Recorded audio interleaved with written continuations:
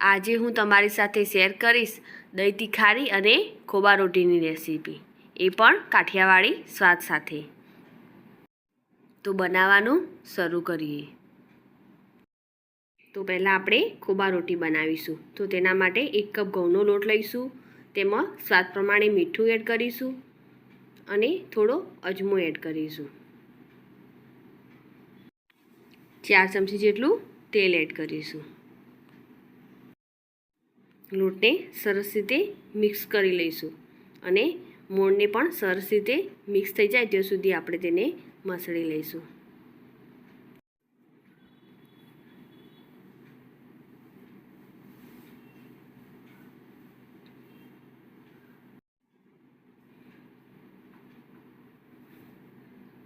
આ રીતનો લોટ થવો જોઈએ.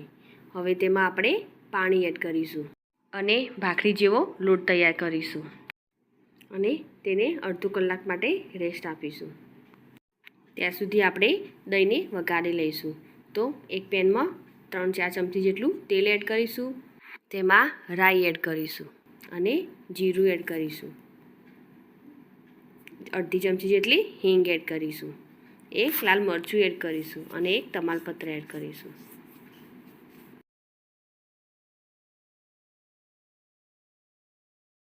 પછી તેમાં અડધો કપ ડુંગળી એડ કરીશું અને તેને સરસ રીતે સાંતળી લઈશું.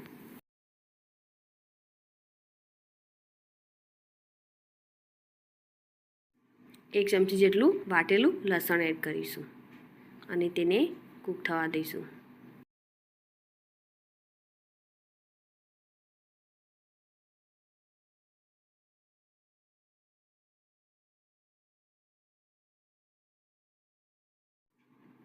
હવે તેમાં અડધી ચમચી હળદર એડ કરીશું અને સ્વાદ પ્રમાણે મીઠું એડ કરીશું અને 1 ચમચી ધાણા જીરું એડ કરીશું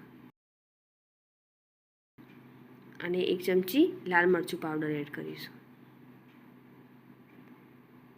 બધાને સરસ રીતે મિક્સ કરી લઈશું.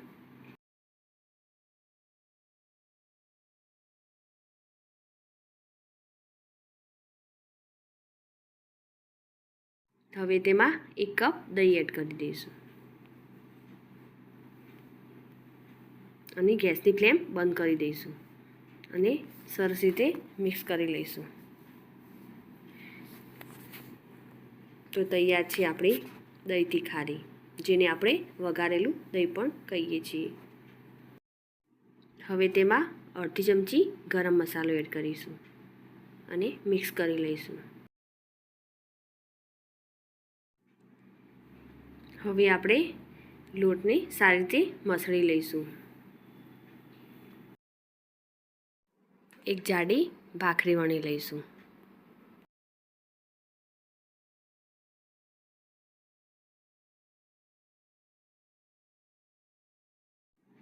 આ રીતે આપણે વણી લઈશું, બહુ પાતળી નહીં કરીએ. હવે તેને શેકવા માટે આપણે માટીની તવી લઈશું અને તેમાં તેને શેકી લઈશું. એક સાઈડ થોડી શેકાય પછી આપણે તેને પલટાવી દઈશું અને થોડું પ્રેસ કરીને થોડું શેકી લઈશું.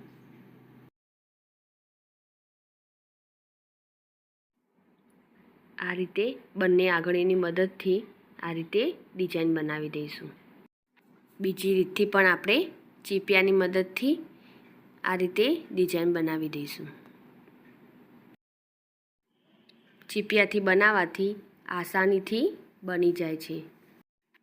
આ રીતે આખી ભાખરીમાં આપણે ડિઝાઇન બનાવી દઈશું.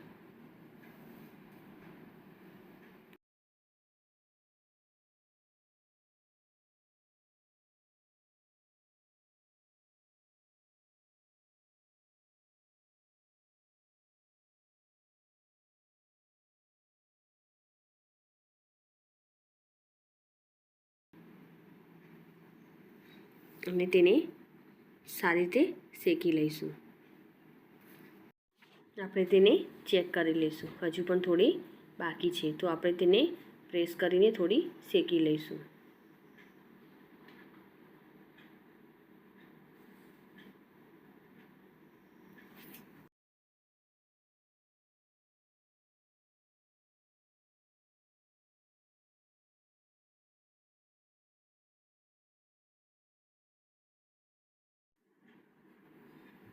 સરસ રીતે શેકાઈ ગયું છે. હવે આપણે તેને પલટાવી લઈશું.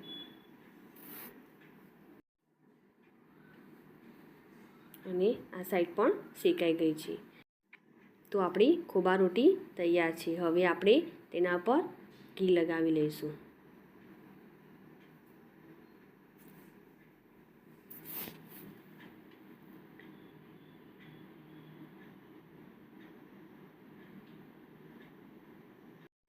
તો તૈયાર છે આપણી ખોબા રોટી અને તેની સાથે આપણે દહીં તિખારીને સર્વ કરીશું. તેના સાથે અથાણા, મરચાં કે કોઈ પણ ચટણી પણ બહુ સરસ લાગે છે. મારી આ રેસીપી તમને ગમી હોય તો લાઈક કરી અને શેર કરજો. સાથે જ મારી ચેનલ સબસ્ક્રાઈબ કરી બાજુ આપેલ બેલ આઇકોન પ્રેસ કરજો, જેથી નવી રેસીપી તમને મળતી રહેશે.